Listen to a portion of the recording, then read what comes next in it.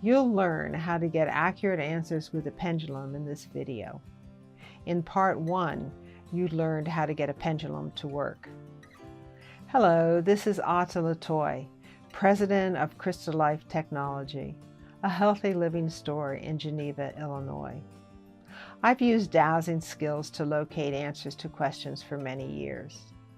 How to do so accurately is the purpose of this video.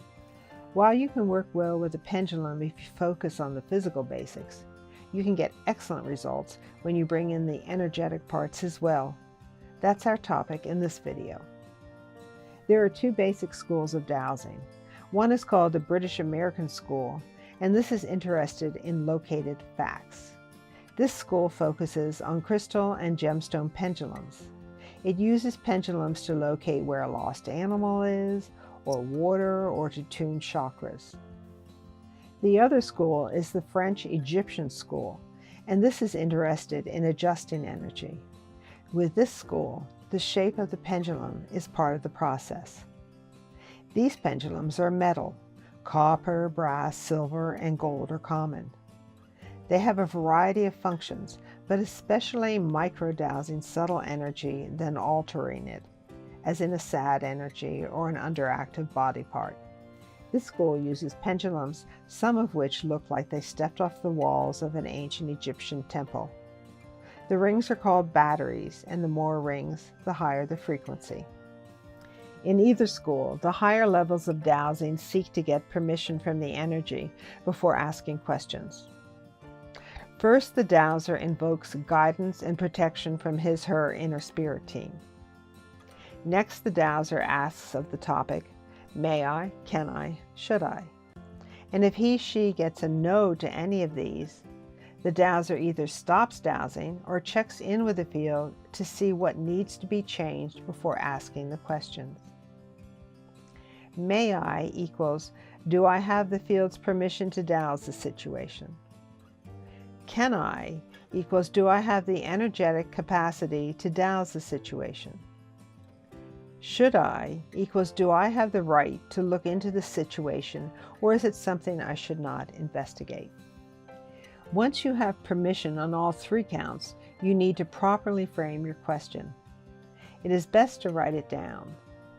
The universe is very literal, and it will answer the exact question you ask, even if it's not the meaning you intended. If you ask, is it raining outside? The pendulum might say yes, even if it is sunny outside your door.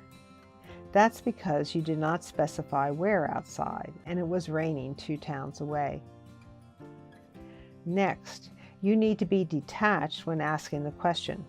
If you are emotionally involved, you can skew the information, mentally making the pendulum do what you want to hear. That doesn't change what will actually occur, which might be different. This is the step that makes many people stop dowsing. They learn they can will the pendulum to spin in a specific way using their mind. The next higher step is to consciously remain detached and let the pendulum do the moving. If you want to know the answer to something you are emotionally involved with, you have these options. 1. Make it a yes or no question. Write out the answers, seal them in 2 identical envelopes, mix them well, and dowse which envelope contains the answer. 2. Have a friend dowse the question for you. 3. Have a friend do the blind dowse for you.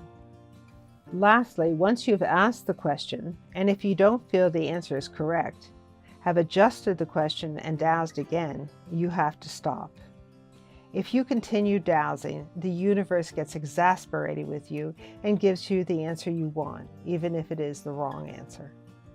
So there you are, how to get accurate results with your pendulum. This is Ata Latoy saying thank you for watching this video on how to get accurate answers with a pendulum.